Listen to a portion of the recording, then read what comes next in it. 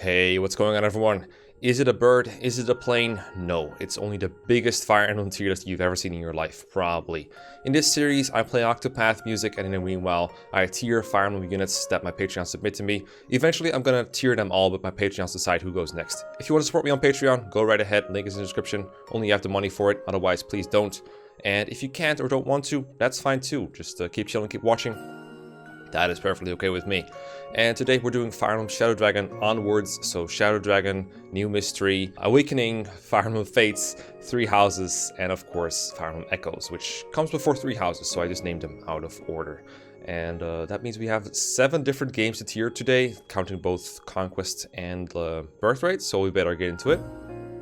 Starting off with Shadow Dragon, we only have one unit to tier, and that is Wolf. Wolf was submitted to me by Pipler, so thank you very much. And Wolf, I mean, we cannot put him in the same tier as anyone but Setgar, right? Like, there's no way he's going to be anywhere but B+ as long as Setgar is B+. I believe the last time that I tiered Setgar, I said, you know, in efficiency playthroughs or somewhat fast playthroughs, Setgar probably isn't good for too much, and the same goes for Wolf. They joined in Chapter 5, which is early enough, but their bases are absolute trash, which is only fair because their growths are so good. But because they are promoted, they don't gain XP very fast unless you intentionally grind them a little bit. And that is definitely a great solution to Hard 5 for casual players, playthroughs where you don't care about turn count or going fast or anything like that. But if you do, then all you really get out of them is their promoted class utility. That is something that cannot be underestimated. It's kind of part of what makes Jagan so good, is that he has access to classes like Jacob Knight and you know, Bishop if you want to, or just a Paladin class, or Swordmaster, or Sniper, whatever you want. Unfortunately, the Wolf and Setgar duo are in a different class set, and that one has much less useful classes. The best one is obviously General for you know, phase tanking capabilities. I mean, I think everyone by now knows how much HP and defense Setgar grows when he's a General, and Wolf is pretty good in that department too. But other than that, most of the other classes are kind of mostly because the weapon levels are so bad on them. So the cool thing about the class that Jagan is in, for example, he has A lances and he can use that as a paladin and a Draco Knight. But if he switches to sniper, he has C bows, and if he switches to swordmaster, he has C swords to work with. And of course, the Draco Knight has flying utility as well. Setgar and Wolf, they have access to, well, General and then Hero, which uses a completely different weapon type. So they can't build their weapon ranks to one and then switch to the other and still have fine weapon ranks.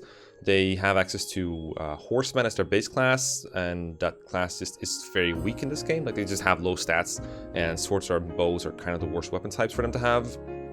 There are places where forged bows are useful, but not a whole lot. And then you have like Hero, which isn't too great, and you know, you got to deal with like what is it, like D rank axes or E rank axes. That's pretty cringe. And not a whole lot else. Not a whole lot else that is useful. A Pirate, Berserker, Warrior, that's the one I was looking for. Those are like, I've used like almost all these classes at least once in my Shadow Dragon, Iron Man, and Wolf. What happened to that one was my Setgar died in Chapter 5. I was just checking his damage against the Pegasus Knight with a Javelin. I decided it wasn't worth it, but I accidentally pressed A, and he died to a counterattack, and that was how Setgar died. So I trained up Wolf instead, and I used the standard general measure of just, you know, make him general, slowly training enemies. Good tip if you're training one of these units in the early game, don't give him kills, just make him chip enemies, because they basically get the same XP either way. I think a little more for kills, but not a whole lot of difference. So that way you can feed XP to other units like, I don't know, Marth, Merrick, Sida, the Cavs, that kind of stuff. But he still gets weapon XP, and he still gets a regular amount of XP. So make him a general. He doesn't have the over 100% defense growth that Setgar has. It's 20% difference, but Setgar's at 110, whereas Wolf is at 90%. Pretty big difference. And considering one is a guarantee and one is like an almost guarantee, I've definitely missed a couple defense level ups over Wolf's career, I think. And that makes it a little harder for him to turn into another class while maintaining good defense. I found that Wolf as a hero was obviously like better than all my other units, but not always capable of surviving everything, whereas I think Setgar would have been.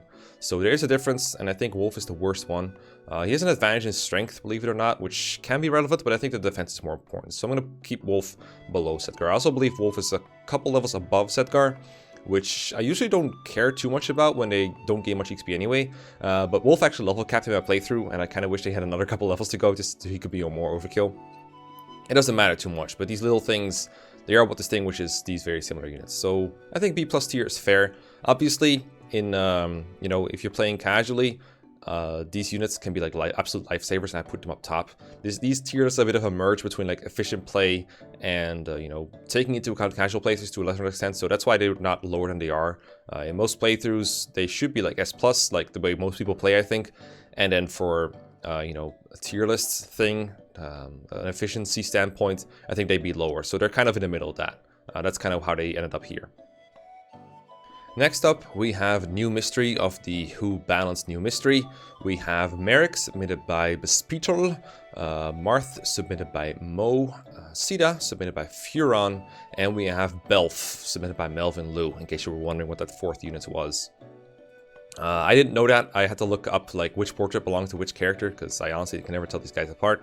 But these three I know by heart. I know their portraits, I know their names, I think. So I played a bit of Lunatic Reverse a while ago. For my 50k special stream, I had Rangor and Rad on to help me through it, because it's really hard in FE12, and I've really come to appreciate Merrick's ability to just not take a counterattack. Because in case you don't know, Lunatic Reverse means the enemies attack first, as long as they can counterattack. So even if there's an enemy with like 4 HP, you can't just finish them off with a one range unit, because they'll get countered first anyway.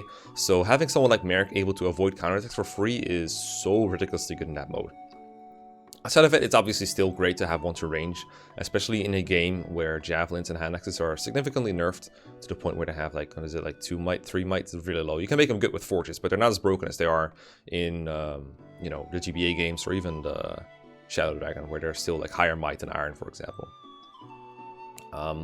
Unfortunately, Merrick in this game is not that available beyond the prologue. Like, I give a lot of credit for his prologue utility. I think he's really good there, but then it takes until like chapter mid-game, like chapter 12 or so for him to rejoin. I believe it is like chapter 10, 11, 12, something like that. I think it's 11 where he faces Elrian in the battle. And he turns it kind of on a level there, because, you know, he hasn't had a whole lot of time to train. So at that point, he's not that great. Depending on difficulty you play, I haven't got to that point in like Lunatic or Lunatic Reverse, so I can't judge him based on that.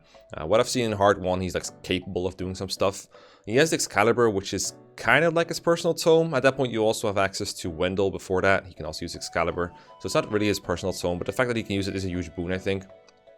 Something he has over Elrian, and over all the female mages, like Linde, for example, can't use Excalibur because it's male only. He can use it at E-tomes, that's basically what the tome says, and it's effective against all the flyer dragons that you're about to face in the Henri chapters. I'm not sure how strong Merrick needs to be to one-hit KO them, but even if he doesn't one-hit KO, I think he can come close. I used them a little bit in my Hard 1 playthrough, and I'm really not sure if he OHKO'd them or not. I think he can OHKO Wyverns though, which do, you know, appear a couple times after this, especially once you go back to Altea, like once you're out of the Dragon Valley. He can do that.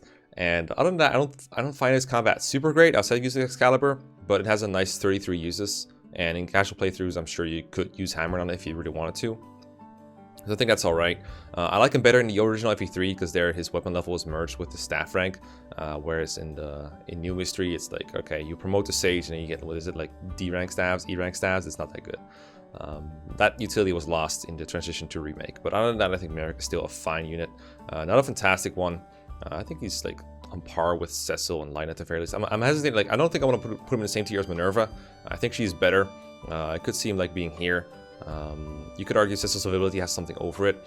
I'm not too fond of Cecil, but I moved her up before, and I kind of like Merrick better personally, but I will admit I've never tried using him on higher difficulties. I know Cecil gets like OHKO'd by a lot of enemies early on, but she still finds ways to be useful in Lunatic, and on difficulties below that, I'm sure she's just trainable just fine, and by the time Merrick joins, he's probably more competent than he is.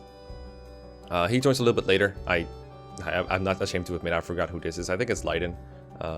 Pretty sure it is Leiden. We'll discuss him and his friends later. For now, we'll put Merrick in like C tier. That seems alright to me.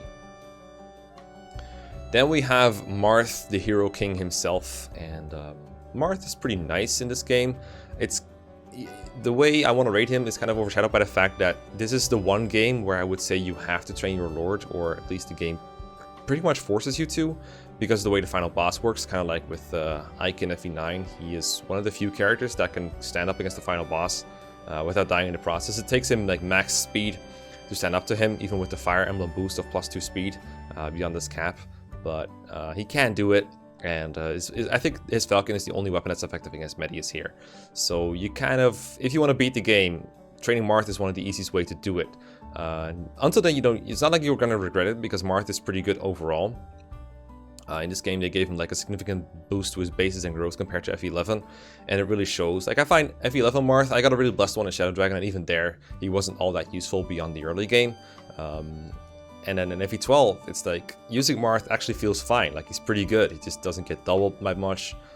He doesn't double all that much either, but like, he's on par with the enemies on the harder difficulties, and in the easier ones, he like doubles reliably. His durability is fine. It's not like he's kind of tank everything. Everything is kind of like around what you'd want, really, without it being too good. Locked to swords and no reclass, it still hurts. I will admit, no promotion, it still sucks. You wish you could fly, you wish you could, have a flying C-spot. And, there's always a tier list, like, dilemma on whether you want to credit Marth for getting villages. I personally don't credit Marth for taking villages, even though he's the only one who can do it.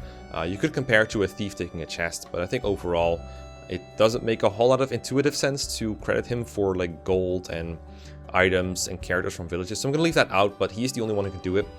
That does mean that he's kind of on a route map, and I don't mean route map like kill every last one of them, but I mean like he is... you always want him to move towards a village or the main objective. You don't want him to move away from it unless you're going to rescue him later. So that kind of restricts where he can and wants to go. I don't think this is as big of an issue in FE12 as it is in FE11, but it is a thing, I guess. I also like that he has 7 move. Most of the lords have like the average foot unit move of like 5 or 6. And Martha's like, you know what, I'm gonna have 7, and you guys just have good luck keeping up with me. The DS games in general have high movements, but I like that he has a lot. I'm gonna put Marth, I'd say at least as good as Minerva, I think, is fair. I think Minerva, when she joins, is better because of all the utility that the flying class offers, and she has better effective weaponry too. Although Marth can use Worm Slayers, which is kind of nice, but things like the hammer and she can use the dragon pikes and that kind of stuff. So I like that better. But I could see Marth being better just by virtue of joining a lot earlier. He has some prologue utility in Prologue 8 where he's a pretty good unit. And honestly, I could see him even higher than this. I could see him in B+.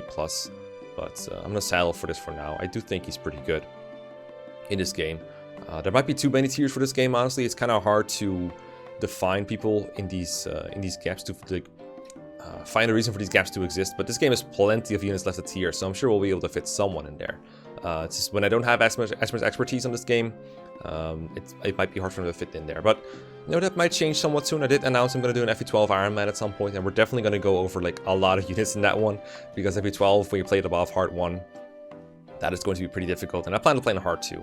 So maybe I'll find a new, appreciation for some of these units in here. The ones I've tiered already are pretty much all the units I've used, give or take a few, with the exception of some of these, of course. But if there's one guarantee in Iron Man, is that you can use new units and find new appreciations for them. So look forward to that. Then we have Sita, one of the biggest downgrades from Shadow Dragon in New Mystery, unfortunately. Not that she's bad now, but in Shadow Dragon she's like by far the best combat unit in the game, and probably the best unit in the game. I believe I put her all the way at the top in Shadow Dragon. And in this game, it's like, she's good, but there are a lot of units that are better than her, that are like, everyone agrees on are more broken, but she still like has her uses. So real quick, let me recap why Sita's not as good in FE12 as she's in Shadow Dragon. The Forged Wing Spear still exists, and she still has it, but there's not as many enemies that are weak to it anymore. The bosses and the enemies in general are more diverse, so you can't just OHKO everything with a Forged Wing Spear. I also feel like a Shadow Dragon just is like less competition for good forges. Shadow Dragon is like, alright, you want to forge the Wing Spear, and then a Rider's Bane, maybe a hammer, maybe like an iron bow, and that's kind of it until the mid-game. But in New Mystery, I feel like almost everything is a viable forge sometimes. You want to forge like javelins for them to have like actual good 2 range. Iron bows are forged and better. You kind of want 2, I think. At least at some point. And there's like a lot more stuff you might want to forge. And there's stuff like in New Mystery, you want to buy stat boosters for your units, like permanent stat boosters from the shop, at least in Lunatic. So I find running out of money is like much more likely in New Mystery personally. And that's another reason why I think the opportunity cost for forging the Wing Spear is a little bit bigger. But also there's just more enemy axe users, more enemy variety in general, more enemies who just don't instantly die to the Wing Spear. And when Sita has to take a counter, it's actually much less impressive. She has to rely on her somewhat mediocre strength until promotion a lot more, and that just makes her a bit worse. Still though, flying class is super great. Draconite promotion is absolutely fantastic. And I think I've heard it say before, it might have been Rangor, that Sita's like, she's not part of the best like deployments team ever, but she's like right below that. So if you're ever not using any of those, then she's probably better. So I could still see her in A- or A+. I could also see Luke being like a little bit higher, and Aaron as well, and then put Selena a tier below that. I think for now I'm going to do that. Just put Selena an A- to indicate that, because from what I can tell, I think a lot of people think Luke is better, just because of availability and good stat layout overall. And then Aaron obviously has the early game utility for as long as he lasts, which is quite a while. Eventually you end up dropping him, of course, but I still think he's more of a lifesaver in the higher difficulties than Selena is. And in the lower ones, I could see it turn around in some way or fashion. Like, obviously he's not going to do anything late game, where Sela's always going to be somewhat good late game, so that might make a difference. I wonder if like Lunatic Reverse changes a lot about Sela, because if you play that, then Sela might have to eat a hit every time she wants to attack something. That could be very bad, but at the same time she has like a better chance to one round than most people, I feel like, because of the wing spear and her high speed.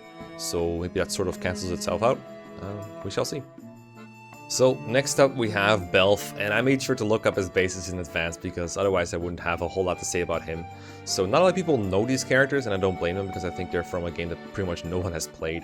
But Belf is just like Leiden, a cavalry that joins in the mid game, I think around Henri's way, and they join with like surprisingly good bases. I'm sort of surprised that more people haven't used them just because of their bases, but I guess it's just like the lack of familiarity with their character and the kind of, you know, way that FE12 just throws units at you that you just kind of don't care about unless you've seen them before. But their bases are spectacularly, you know, usable, and especially in a game where a lot of units just go into like the free silver tier, as you will, and like a tier where you just don't care. So Leiden and Belf, they both join with D-rank swords and C-lance axes. They are cavaliers, or C-lance lances, excuse me, C-rank lances. Finally, got it. And that means they can use dragon pikes at base, and their strength bases are pretty good. Belf has a base of 14, whereas Leiden only has a base of 12. I already tiered Leiden in the C tier, so I think I can spoil it that he's going to go in the same tier. They seem too similar not to. The big difference I can see is that Belf has a 2 strength advantage, which I feel like is more useful because it gets him closer to 1-hit KOing, depending on how much might you throw in your forges. But Leiden has a higher chance of avoiding being doubled because he has 15 base speed, whereas Belf only has 12 base speed. Depending on the difficulty, I feel like that could make a difference. I think the ice dragons that you fight around these parts have roughly that amount of speed, so it's possible that depending on the difficulty, one of them could avoid doubling or getting doubled, depending on what kind of thresholds we're talking about. And also just the Oko threshold might be in reach for them. I remember, depending on whether you forge like +4 or +5 or +6, I would have just enough or just not enough to Oko with my units in Hard 1. But this is wildly dependent on the enemy stats, which means it's very dependent on the difficulty you're playing on. So I can't really give any concrete examples of what one can do and what others cannot. That is something I'm going to have to try out for myself. But I do know that these two can end up as like pretty good fail saves if one of my units ends up dying. I'm pretty sure that will happen at some point. Other than that, their stats are, I think, too similar to really care about. Like Belf has a bit more bulk, 1 point more of defense and HP.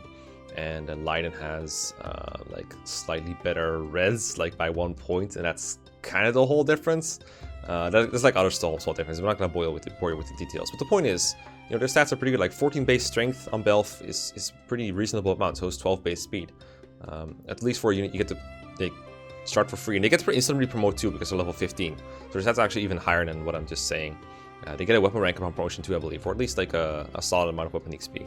So that should boost their damage even more, as well as their survivability. So I think Belf is a bit better than Leiden, but not by enough.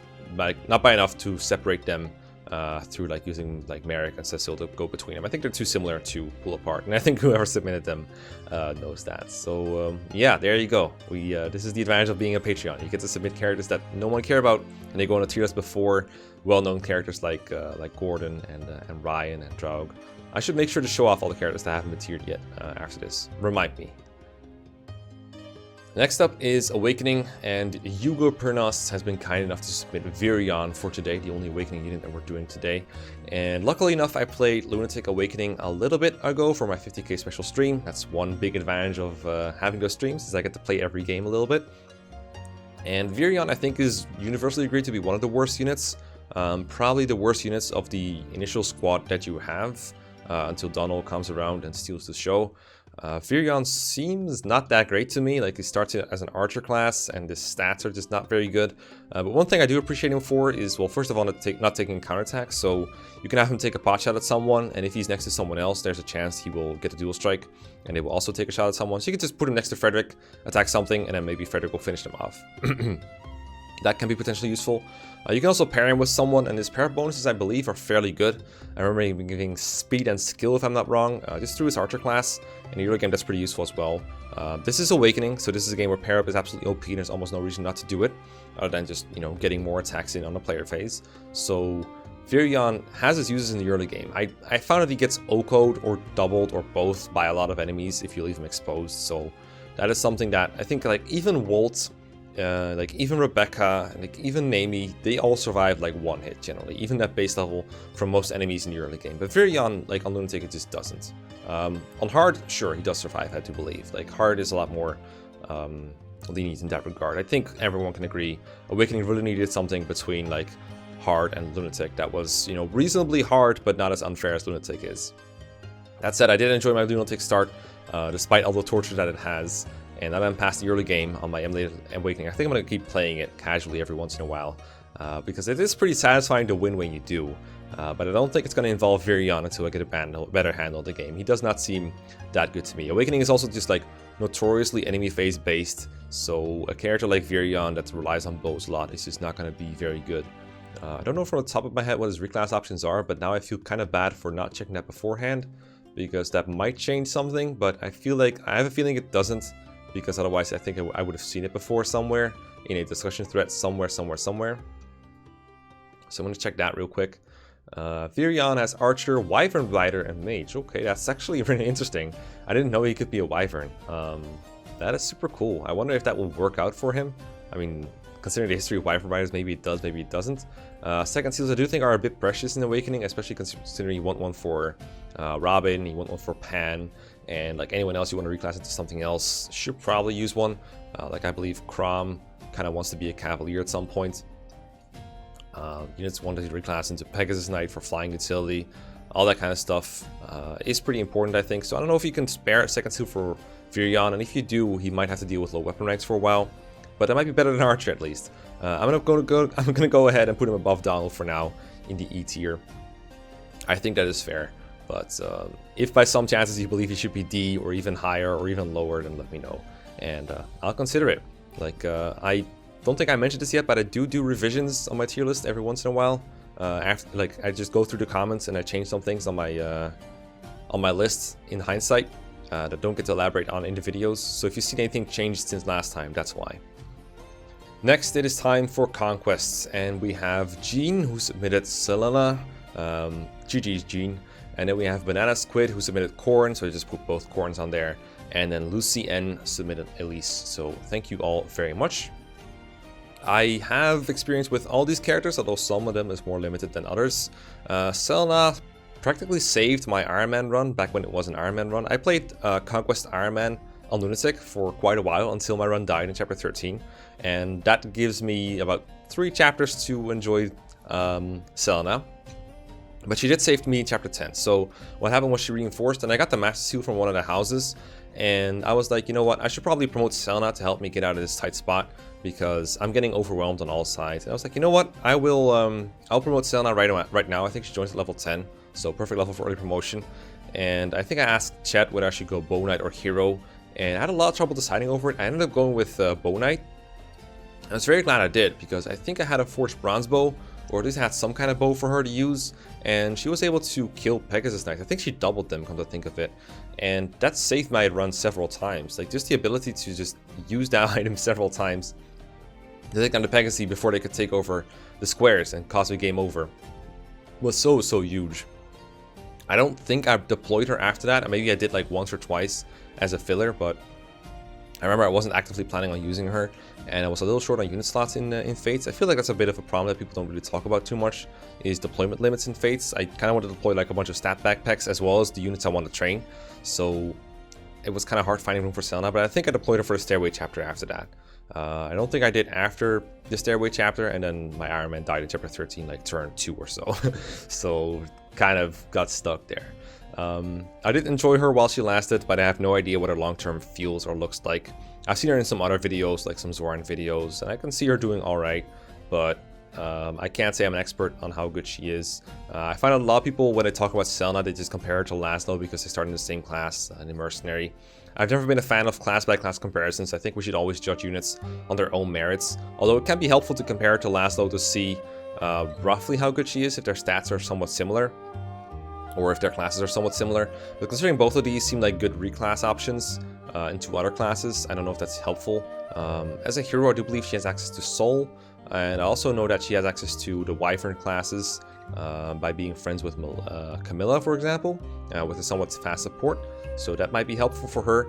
I do feel she belongs in the same tier as Laszlo. I'm not gonna burn myself on trying to compare these two with any kind of depth because I have no idea which one is better.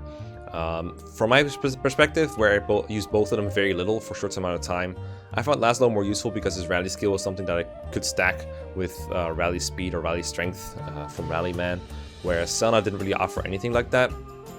But I will always be grateful for her for helping me out in Chapter 10, basically. But that's kind of as far as my experience goes with these units.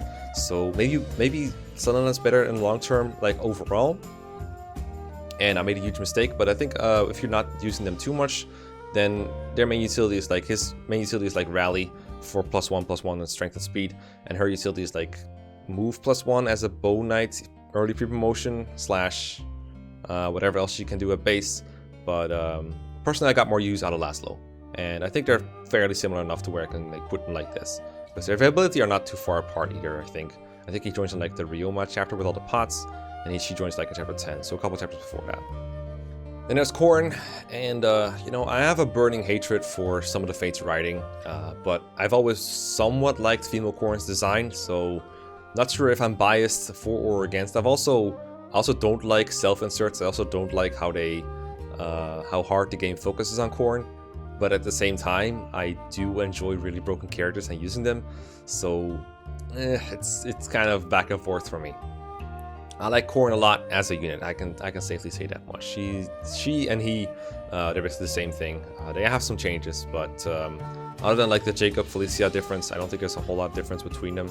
I don't remember if there's any class differences in access to like what they have, but from what I can tell, it's not significant. I think they can both get the best classes in the game, like their own base class, as well as Wyvern Rider and Malignite, that kind of stuff. Whatever they can pair with anyone to get their classes too. So I don't think there's any significant class difference between them, like in 3 houses where female Belfast gets Pegasus Knight.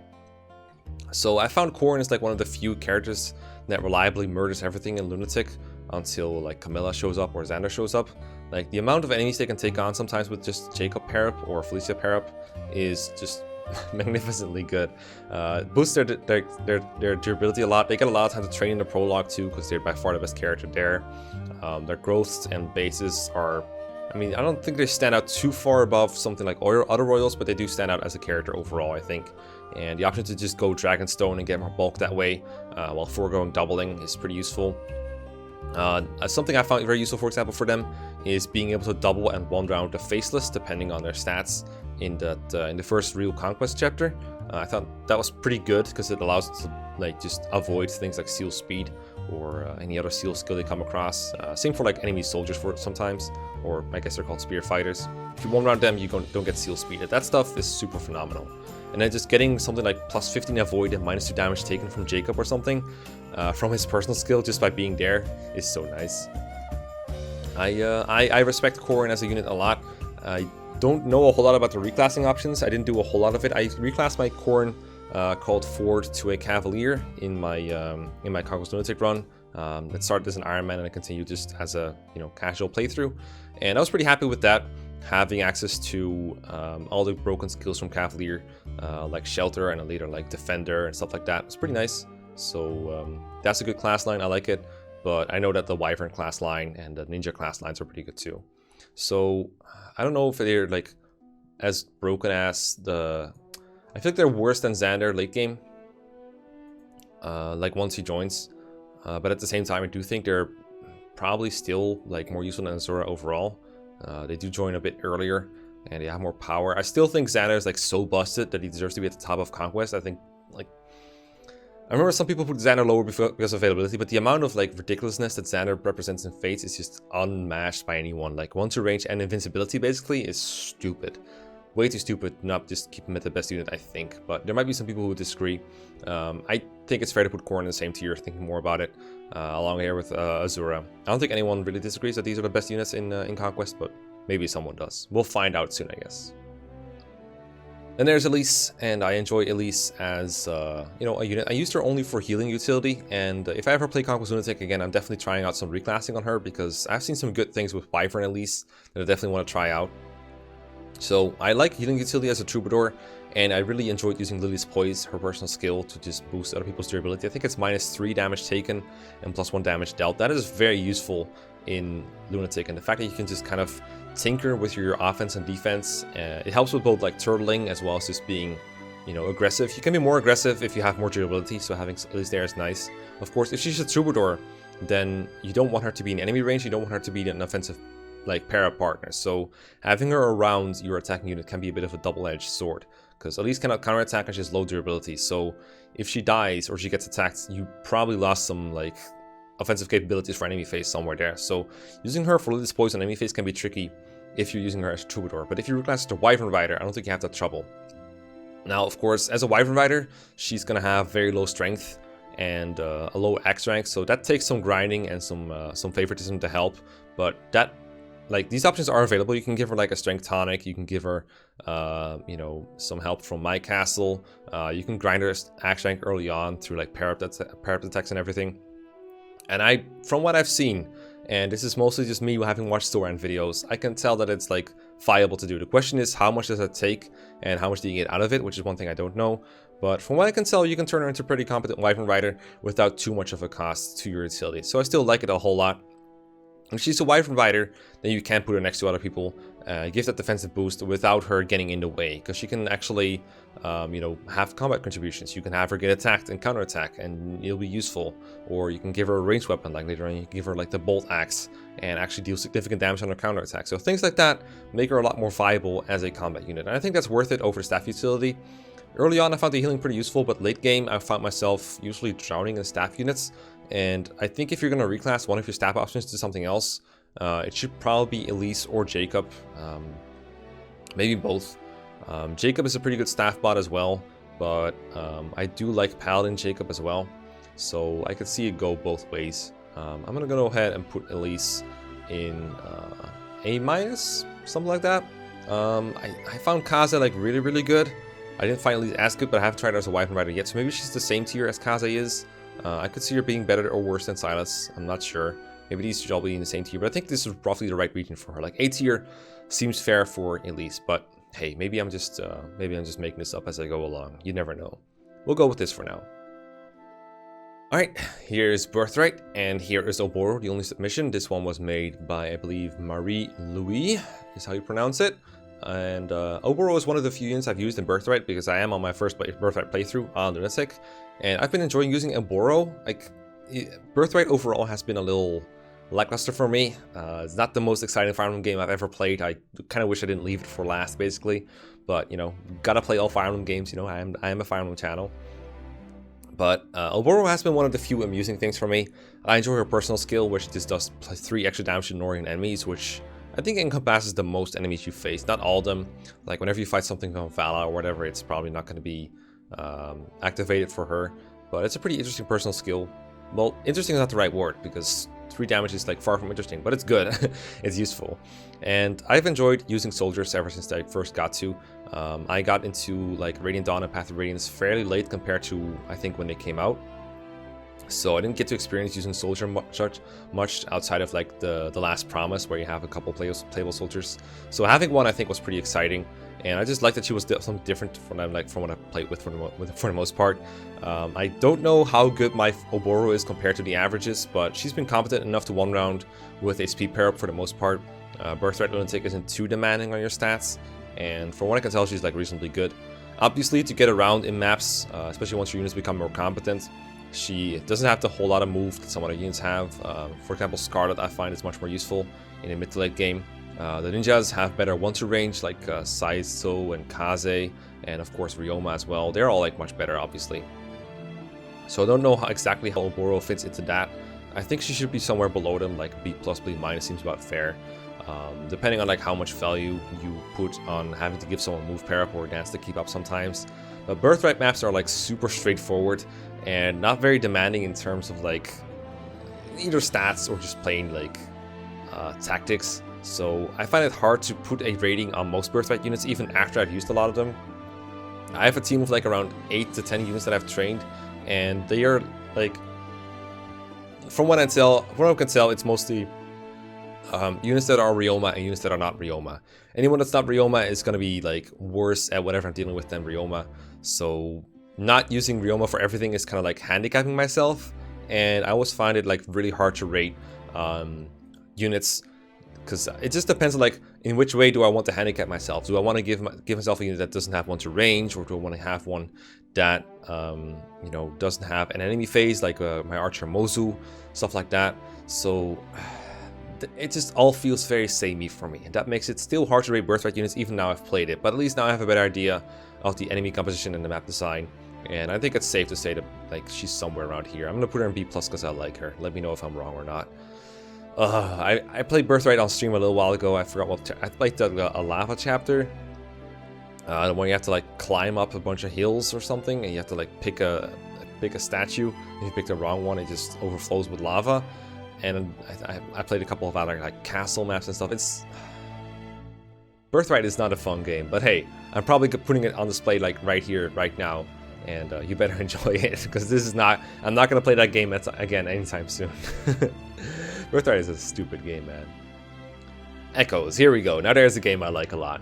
So we have 4 units for Echoes today, submitted by, let's see, Spooky, Spookwise submitted Delphia and Mycen, and Frost submitted Valbar, and then Silk was submitted by Moo, and also submitted by Scott. But Scott, I saw your resubmission. I think you said Fee was your resubmission. I can't really go back to my you know, Kaga tier list yet, but we'll figure something out. So we got 4 interesting units to talk about here, and like I said last time, I think we're almost out of Echoes units. I think there's not a whole lot left to tier, so get yours today. So Delphia, a while ago I put her on my S tier list, and I think I ended up putting her pretty low. I think it might have been D from the top of my head, because I was like, you know what, late game Fragile Mage, I don't really see a use for her, so I'm just gonna put her very low. And I used her this Echoes playthrough. Yeah, it wasn't great for her in the main game, because she joins at the end of Act 3 for Alm, but I did Celica first, so effectively she joined right before Act 4, so quite a bit underleveled. But I didn't find it too hard to find a use for her occasionally. Echoes doesn't have a deployment limit, so I could always put her in there somewhere and have her do some work, feed her some kills. And especially around Act 5, I really started to feed kills into her, and I promoted her, and I found her surprisingly useful sometimes. Having the Mage Ring on her is super nice, because having her close to the action is generally having her close to death. But being able to attack from 4 squares away, that's pretty useful, and an aura just does a ton of damage. Seraphim can be pretty good against terrors, monsters, that kind of stuff. And all that stuff is pretty useful. And then I went into the post-game into Thebes, and at that point I had grinded my units up quite a bit, so it's not really representative, and I'm not gonna like factor it into my rating. It just factors into me liking her. She was so useful in Thebes, like the amount of chip damage she would do, or just even one-rounding certain dragon types and stuff like that. It was super nice to have. So big fan of Delphia for that. But for the main game, I can't put her too high. I don't think she was that useful in the main game. I'm gonna put her like around Luthier's level. I think is fair, like below Tatiana, considering she doesn't have warp. I think she's better than Luthier overall, because she does do a ton more damage.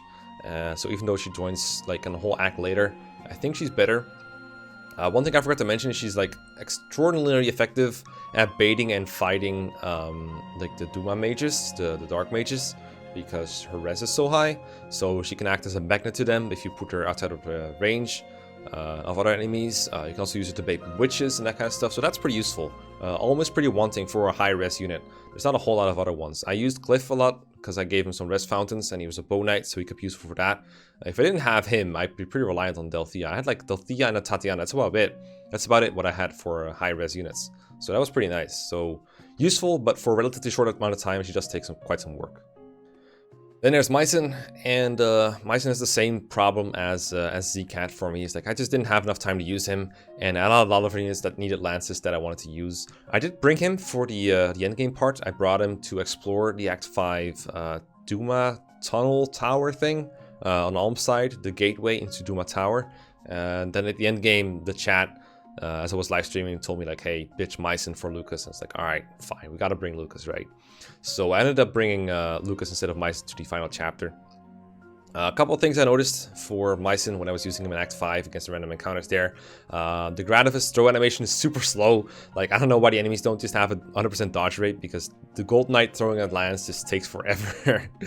That was pretty funny. He did a lot of damage. He missed a lot more than he should have, but that's not like Mycen's fault. That was just RNG. That's quite a bit of damage. He's pretty tanky. I did have enough options to where I felt like Mycen didn't add too much. He's supposed to be the go-to of this game, I feel like, but I don't think he's nearly as useful as someone like Athos is, for example, or someone like the Ragu's Royals. Ragu's Royals, I slur my speech when I'm tired, but I'm not tired, so I'm not slurring my speech. The point is, Mycen was like, alright, but I don't think he added enough to the point where I could really justify using him. I was mostly using him because if I didn't use him there, I would never use him again, probably. I wasn't even sure if I was going to play Thebes, but I was also pretty sure that if I was going to play Thebes, I wouldn't use Mycen. So that made him not that good for me. I wasn't a really big fan of Mycen overall as a unit. I think in guiding he was much better, because in that one, I don't know, he just seemed to have much better stats. But maybe I'm just like better at Fire Emblem Gaiden / Echoes now than I was when I first played Gaiden, or when I played Gaiden ever. Maybe his stats just stand out there more, but I think like this is like the best I can do for him, like below Zeke. I think Zeke was more useful for me than Mycen ever was. Mycen was like, I brought him, but I feel like if I brought someone else, I would have had the same or even something better. I think Mycen also faces crit from a lot of enemies, but I think that's like a general theme with Echo's character, so I'm not gonna raise that as like a really big point in his favor or against him. It's kind of funny that most units in Echoes can be useful to some extent because there's no deployment limit in most maps, but Mycen is only available when you have an actual limit of units available, and as a result, he's actually like has no free utility. Even units like Bowie and May, and even units like Claire and Python, they can be deployed for like whatever amount of time you want them, basically, and they can be somewhat useful over time. I think they make more utility over time than he does. Even Valbar arguably does this, I think. Even Valbar arguably does more for utility than Mycen does, because he joins early in Act 2 when you don't have many other options. Not as early as Saber or May or Bowie. Like, they join a little earlier too. But I still found Valbar kind of useful for Celica's maps when he joins at first. He is pretty buff, so you can hide behind him sometimes. I just found that the maps don't really lend themselves towards doing this. Like, I think he's around for like one boat map or so where you can sort of do this, but it just doesn't feel that great compared to, I don't know, Lucas I feel like was more useful, for example, on the Alm's route than he was on Celica's route. And then when you're done with boat maps, you face like swamps and rivers and desert, and he just doesn't have any mobility to speak of, and he's not that great. And then maybe witches can gang up on him sometimes, but that's like a side thing. Really, I just found like Valbar after like maybe halfway Act 2 at best is just pretty useless. The early game utility is like nice, but I'm kind of hesitant to even put him in C tier. I think I'm gonna go with D for now. That feels better. Like D at the top of D feels like the best for me. There are some like super minor things you can do. You can probably turn him into a shove bot if you really want him to, or you can I don't know, just give him credit for his early game utility, I think. But that is about it. That's about all I'm wanting to give him, I think. I will admit part of it is I don't want to make two lines in my C tier, and that's why I'm not putting him in C. If you think his early game utility is good enough for him to put in C, let me know. But I like my neat C tier, so maybe find someone for me to get out of C tier, and then we can put him in there. Because otherwise, like, look, it just makes everything look ugly, man. I just don't want to do that. So we're going with the D tier for now, for Hellbar. I'm only half joking, guys. I'm only half joking.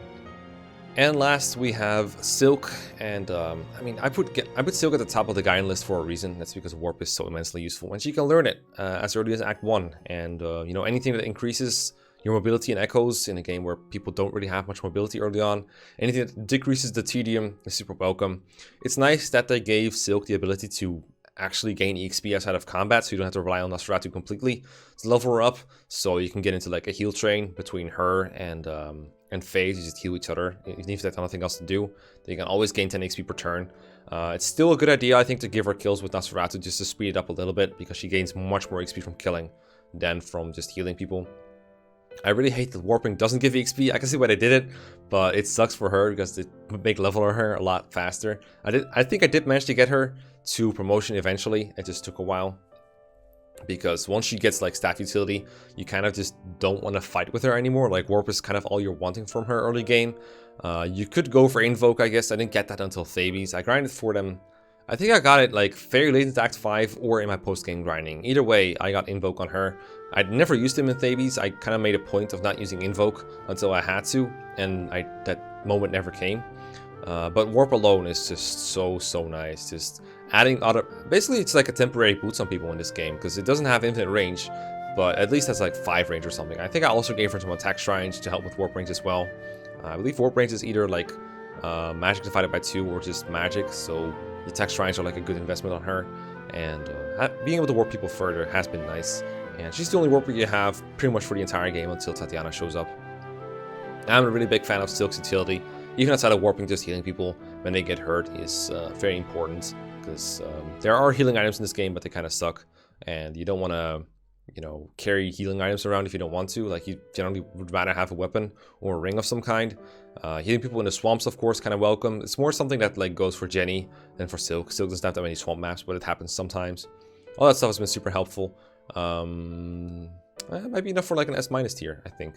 I don't know if S+ is fair for her anymore, considering she doesn't have like the full warp range anymore. I think that's really what kept her to the top, is the range from like all the way across the map. But at the same time, it's Silk, you know. Maybe she should be here, maybe not. I don't know. I'm of two minds here. We'll keep her in S- for now. I think she's more useful than the villagers in Alm though. And then finally, only 3 houses remain. We have Ignatz, Ingrid, and Manuela.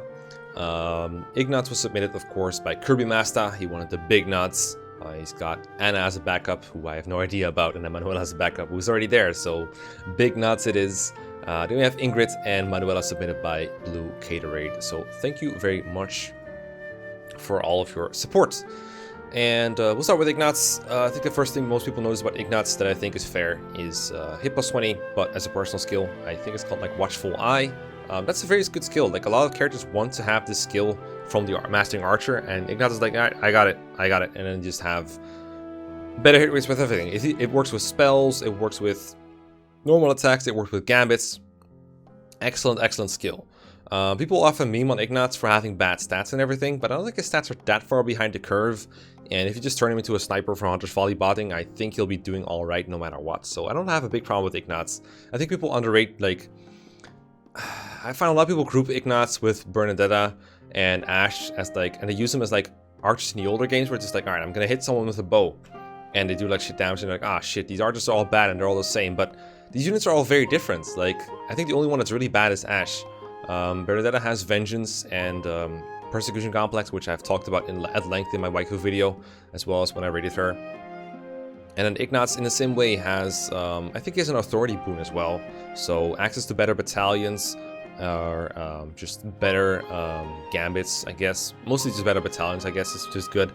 And, you know, just being able to get the sniper quickly is, you know, it's nice. It doesn't have the, like, his personal skill is good. That's really all. He can, like, attack from longer range. That's the big thing he has. It's like, you can either just are having more accurate attack from up close, or you have a better attack from range.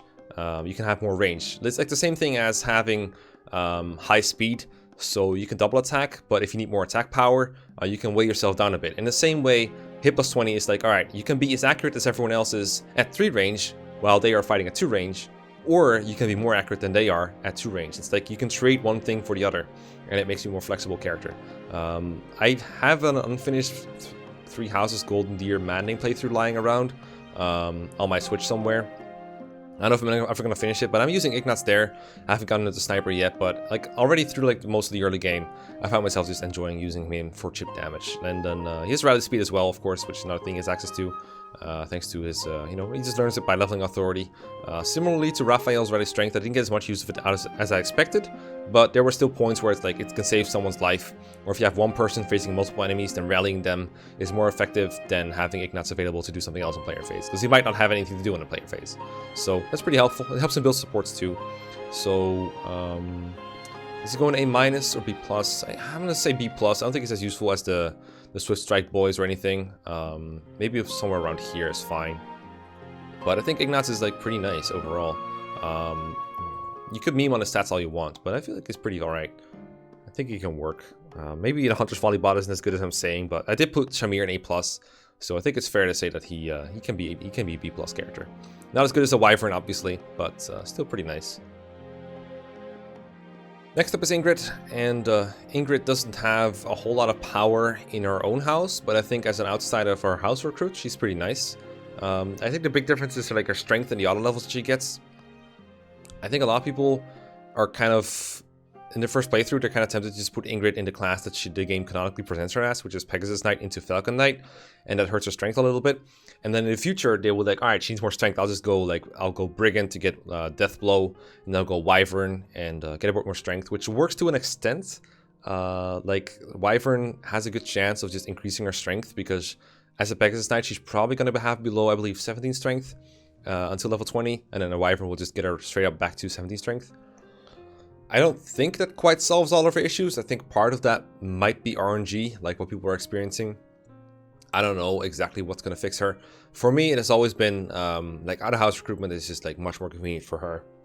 Because training her in the early game of Blue Line's maddening when she starts at level 1 is annoying. Like, all she has going for her is Tempest Lance and an okay personal where she does, like, extra damage with extra hit with her gamuts, I think.